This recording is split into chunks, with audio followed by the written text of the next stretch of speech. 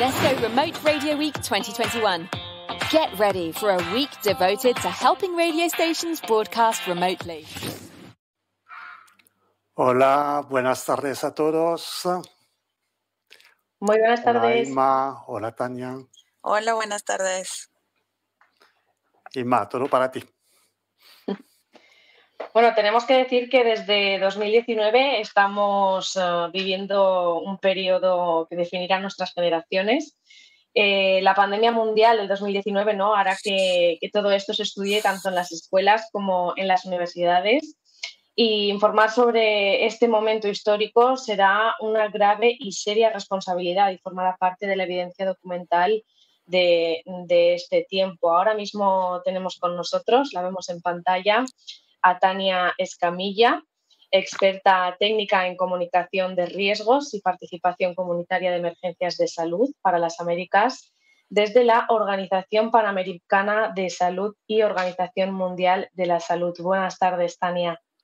Buenas tardes, Inma. Un gusto saludarte de nuevo. Un gusto saludar a toda la audiencia. Uh-huh.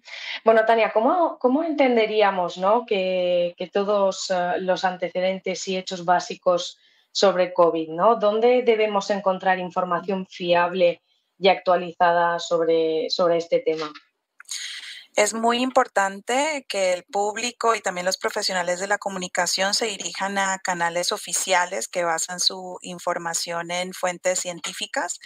Canales oficiales pueden ser las páginas web o la información que nos llega de los ministerios de salud o secretarías de salud de los países, también de los institutos nacionales de salud, los institutos nacionales de laboratorio, que son los que hacen el seguimiento a las cifras que tienen que ver con la pandemia que estamos viviendo, y también otras fuentes confiables como pueden ser la Organización Mundial de la Salud, la Organización Panamericana de la Salud, que tenemos sitios web donde ustedes podrán encontrar información al día de no solo de lo que está sucediendo con la pandemia, sino de consejos y recomendaciones de salud pública confiables y basadas en la ciencia.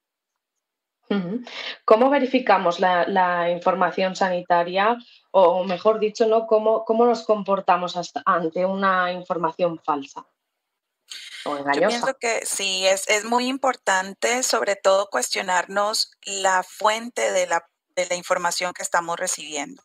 Como mencioné anteriormente, es importante siempre verificar que la información nos llega con una fuente confiable, con una fuente reconocida, como es el caso, por ejemplo, de un Ministerio de Salud. También dependiendo de la plataforma donde recibamos esta información, siempre hay que cuestionarse, ¿no? O sea, es una información alarmante, la información tiene un autor distinguible, reconocible, es de un medio de comunicación que yo conozco, es de un medio de comunicación reconocido, o es una página desconocida para mí, que nunca había visto, y de pronto me llega un mensaje por WhatsApp alarmante con cierta información de una página como medio desconocida. Yo pienso que cuando recibimos este tipo de información hay que tomarse el trabajo de verificar en estas páginas web oficiales y de nuevo les pongo a la orden la página del OPS, que es www.paho.org. Y ahí pueden encontrar y contrastar información que les llegue, pero siempre es importante sobre todo verificar la fuente. Tiene que ser una fuente fiable, reconocida, que esté presente en la información que se me envía, y que yo verifique que realmente ese link existe o esa página existe, porque también muchas veces estamos recibiendo información, ponen un nombre de una página, pero cuando das clic, eso no te lleva a ningún lado, es una página falsa, ¿no? Entonces sí hay que tener ese cuidado, ¿no? Hacer este esfuerzo de verificar este tipo de bulos para no depender de información que no es confiable, o incluso, peor aún, retransmitir a nuestros amigos, familiares, contactos, información que no es confiable.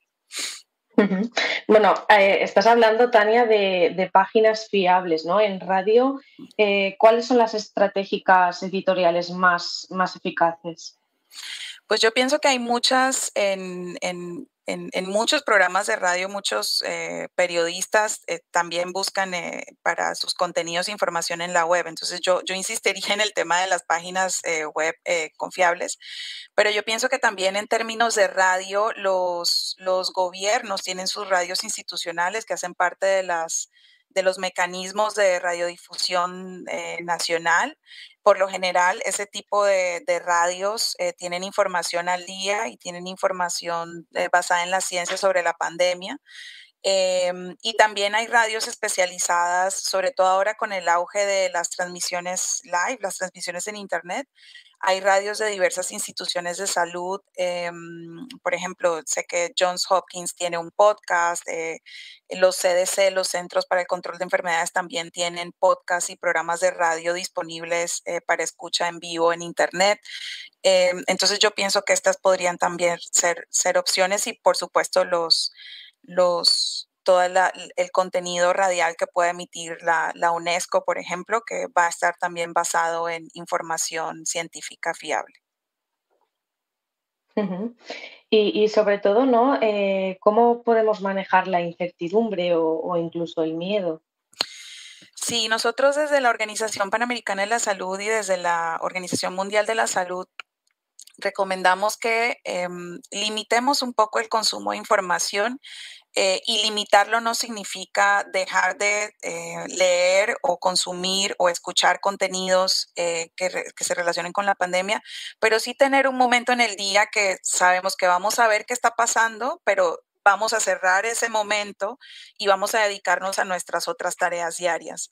Y que lo hagamos en un horario recurrente. Por ejemplo, si nos gusta hacerlo en las mañanas antes de empezar la jornada o un momento al mediodía a la hora del receso o quizás en la noche cuando estamos descansando un poco después de la cena, antes de dormir. Pero sí recomendamos que sea un tiempo limitado para no tener este consumo continuo que a la final lo que nos genera es ansiedad, angustia, y también un poco no estar contestando siempre a las notificaciones que nos llegan en nuestros aparatos móviles. Cuando nos llega una información sobre la pandemia en los grupos a los que estamos o las redes sociales que nos envían notificaciones a los teléfonos, tratar de no enseguida tener una reacción, sino utilizar ese momento en el día que vamos a tener para revisar lo que nos ha llegado en el día, realizar este proceso un poco del que hablaba anteriormente de verificar, descartar, tal vez un poco si encontramos que un familiar o un amigo nos envió algo que realmente dudamos seriamente de la procedencia, preguntar, oye, ¿de dónde obtuviste esa información? Me suena que no lo encuentro en ninguna página web fiable, no lo he escuchado en ninguna radiodifusión confiable de las emisoras que escucho oficiales o de los medios reconocidos, de dónde sacas esta información. Entonces, tener ese momento en el día limitado para realizar estas consultas y también esta pequeña investigación adicional que pensamos que es necesaria para reducir un poco la angustia, los temores, los miedos y las reacciones inmediatas a una información que de pronto ni siquiera es real. Ujú. Bueno, en definitiva, lo que ya hemos comentado, ¿no? Fiarnos sobre todo de las páginas fiables, de verificar las fuentes y que no todo vale. Exactamente. Y también ahora, Inma, me gustaría mencionar que hay, especialmente para profesionales de la comunicación, profesionales de la radio que estén interesados, hay varias iniciativas de verificación de datos realizadas por periodistas que tienen como una metodología muy valiosa sobre verificación de hechos, hacen las consultas con científicos, con técnicos, la OMS y la OPS son parte de las organizaciones en las que ellos consultan y por ejemplo, en español tenemos esta conglomerado de medios que se llama Latam Chequea para Latinoamérica. Si pueden buscar en sus portales de internet, Latam Chequea se dedica a hacer verificaciones y cada país, no solo en Latinoamérica, también en el Caribe y también sabemos que en España y Portugal, por ejemplo, hay muchas iniciativas de verificación de datos confiables podrían resultar una fuente también interesante para verificar ciertos contenidos que nos llegan sobre COVID-19. Ujú. Bueno, yo sin más, Tania, agradecerte una vez más que hayas estado en la Semana de la Radio con nosotros, sobre todo para clausurar el día de hoy, el tercer día. Muchísimas gracias y, como siempre, ha sido un placer tenerte aquí con nosotros. Un gusto compartir con ustedes y espero estén muy bien y a seguirnos cuidando del COVID-19. Muchas gracias, Inma.